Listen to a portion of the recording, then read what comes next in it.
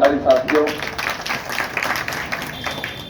जो ये अच्छे दिन आए थे, एक चुनाव से पहले एक नारा दिया जाता था हर मन से कि अच्छे दिन आप लोग बोलते थे, हम लोग बोलते कि आएंगे, कि अच्छे दिन आएंगे। लेकिन अच्छे दिन आए जरूर है, ना तो जनता के आए, ना कर्मचारियों के आए और ना युवाओं के आए। अच्छे दिन आए सत्ताधारी नेताओं के, जो आप सत्ता सुख भोग रहे हैं, इनके अच्छे दिन आए। लग्जरी गाड़ियों में आपकी वोट से झूठ बोल बोल कर जो आपकी वोट लेकर आज ये लग्जरी गाड़ियों में फिर रहे हैं, अब इनको याद नहीं है कि हमने अच्छे दिन का वादा जरूर किया था, लेकिन अच्छे दिन इनके आए कब है। कोई एक किसी भी हमारे प्रदेश के अंदर कोई एक विभाग बता दो आप जो धरने पे ना बैठा हो। सबसे पहले पूर्व स्वास्थ्य मंत्री, शिक्षा मंत्री श्री रामविलास पासवान जी सरकार बनने से पहले एक कंप्यूटर टीचरों के धरने पर गए और उन्होंने वहां बोला, भाषण दिया कि हमारी सरकार आएगी और पहली कलम से उनको पक्का करने का काम करेंगे। सरकार बनी, मंत्री बने, लेकिन जो वादा था वो भूल गए और उन कंप्यूटर टीचरों पर, चंडीगढ़ के अंदर हमारी बहनों पर, हमारी माताओं पर, जो भी थे हमारे युवा साथी थे, सब पर लाठियां डंडे बरसाए गए।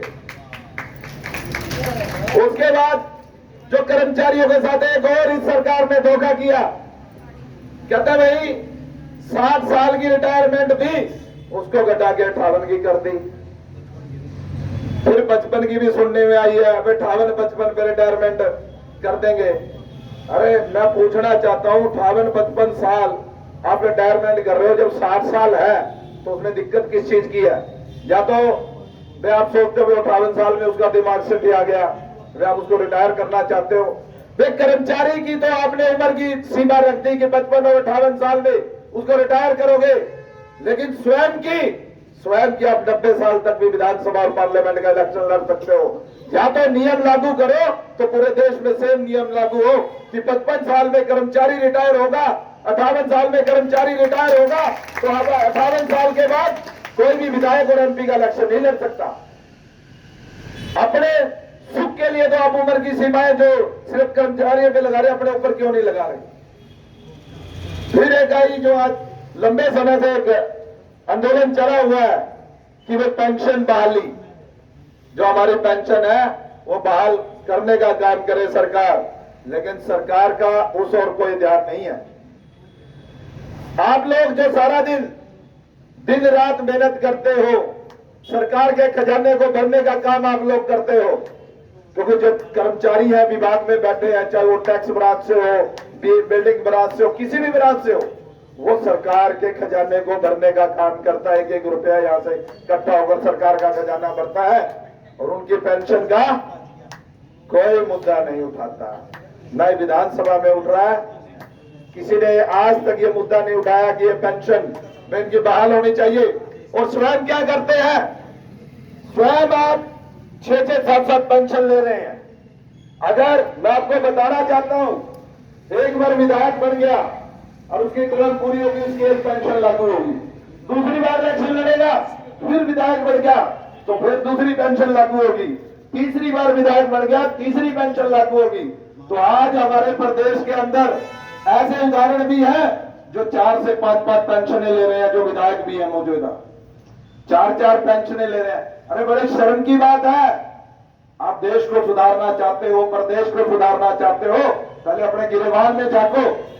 एक गरीब आदमी के खून पसीने की कमाई को आप जो मेहनत मजदूरी कर टैक्स देता है और जिस टैक्स से लोगों के काम होने चाहिए, उस टैक्स का दुरुपयोग किया जा रहा है। 7-7, 6-6, 7-7 पेंशनें आपके पूरे विधायक ले रहे हैं, पूरे सांसद ले रहे हैं। आप लागू करना है कोई कानून तो सबसे पहले अपने ऊपर लागू करो, फिर दूसरे को। लेकिन सरकार का इस ओर भी कोई ध्यान नहीं है। तो ये सरकार, ऐसा कोई भी हमारे प्रदेश के अंदर कोई भी संगठन नहीं रहा जो धरना प्रदर्शन ना किया। गेस्ट टीचरों के साथ क्या जाती हो रही है मैं बताता हूं। जो गेस्ट टीचर थे, चाहे उनकी 25-30 हजार पे सैलरी होगी, 35 होगी, उनको 200-250 किलोमीटर दूर फेंक दिया गया। अरे कोई अपने परिवार का पालन पोषण कर रहा है, इतनी तनख्वाह में आजकल आता क्या है? 300 रुपए का सिलेंडर, 350 का सिलेंडर मिलता था, आपने 1200 के लगभग गैस सिलेंडर को कर दिया। कोई व्हीकल चलाने का काम था जो आज पहले 55-56 रुपए लीटर डीजल और 60 रुपए के लगभग पेट्रोल मिलता था, 100 रुपए के प्लस आपने वो बेचने का काम कर दिया। बिजली की दरें जो 7-8 रुपए यूनिट थी, 12-12, 13-13 रुपए प्रति यूनिट आपने लेकर, तो भाई आम आदमी के पास छोड़ा क्या है? जो 20-25 हजार में जो अपना घर चला बड़ी मुश्किल से चला रहे हैं, अब वो 200, 250, 300 किलोमीटर दूर जाकर वहां रेंट पे अपना घर चला पाएंगे? नहीं चला पाएंगे। ये सरकार मजबूर कर रही है ताकि उसमें से अगर 500 गेस्ट टीचरों की ट्रांसफर हुई है तो बस 100-200 नौकरियां छोड़ जाए। इनका काम है रोजगार छीनना। रोजगार देने वाली सरकार नहीं है, रोजगार छीनने वाली सरकार है।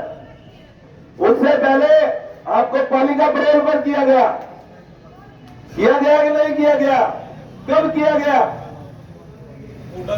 कब किया गया? 12-13 के अंदर पूरे मेयर चौधरी भूपेंद्र सिंह हुड्डा की कांग्रेस सरकार में घोषणा हुई थी कि वे ठेकेदारी प्रथा को खत्म करेंगे हम, क्योंकि ठेकेदार गरीब लोगों का शोषण करता है। गरीब लोग दिन रात मेहनत कर कर भाई शहर को साफ करने का काम करते हैं और ये उनकी तनख्वाह में से अपना पेट भरने का काम करते हैं। तो ठेकेदारी प्रथा को खत्म करके पालिका रोल पर उनको लगाने का काम किया। पालिका रोल भी एक पक्का ही था, लेकिन सरकार को वो भी हजम नहीं हुआ। अब उसको भी नए नए सिस्टम बढ़ाती जा रही है। अब इसके लिए 2 साल की सीमा रख दी।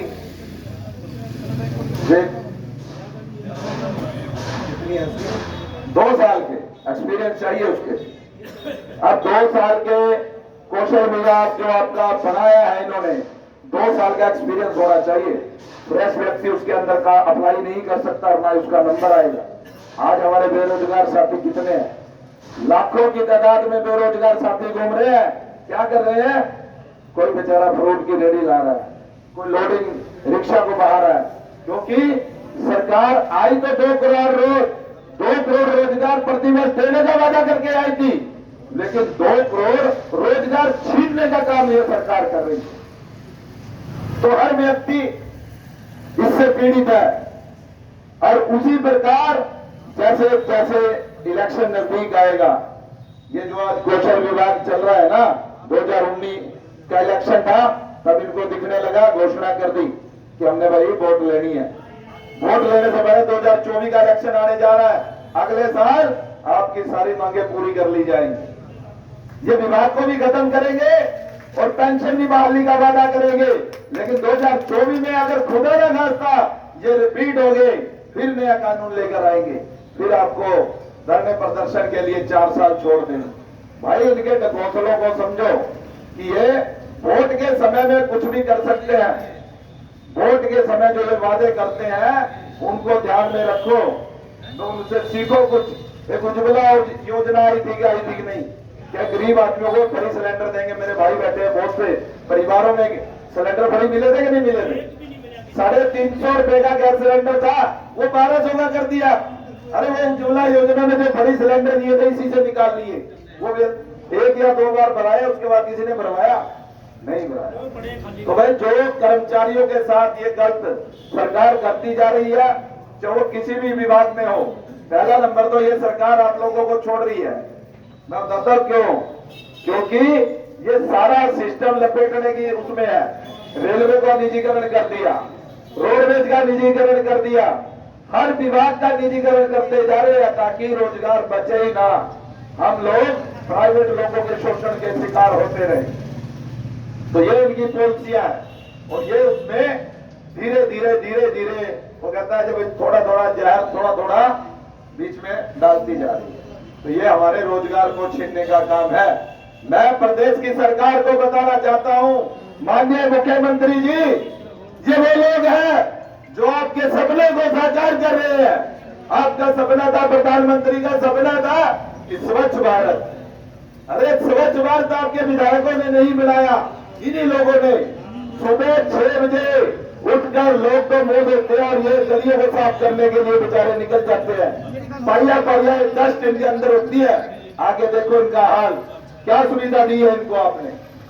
भाई जो भी ये कर्मचारी है, सबसे ज्यादा अगर प्रदेश के अंदर किसी की तनख्वाह होनी चाहिए, विदेशों की तर्ज पर तो सफाई कर्मचारियों की होनी चाहिए, सबसे ज्यादा तनख्वाह होनी चाहिए।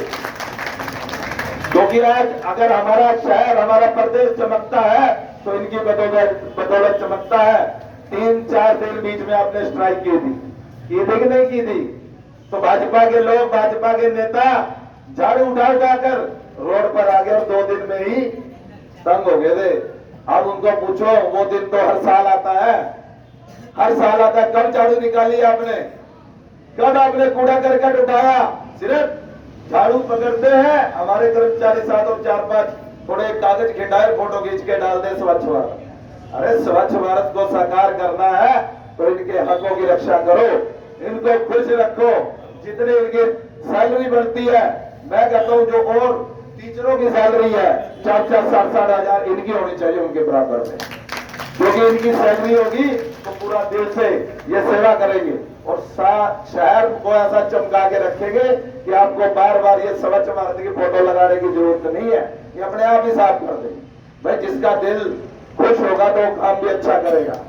तो भाई जो आप लोगों की मांगे हैं हम उनका पूरा समर्थन करते हैं, और जहां भी आपको आंदोलन में हमारी जरूरत होगी, जहां भी आप हमारी ड्यूटी लगाओगे, जिस भी चौक पे, नाके पे आप कहोगे कि यहाँ खड़ना है तो हम वहां खड़ने का काम करेंगे। जहां आप जाने के लिए कहोगे हम आपके साथ हैं।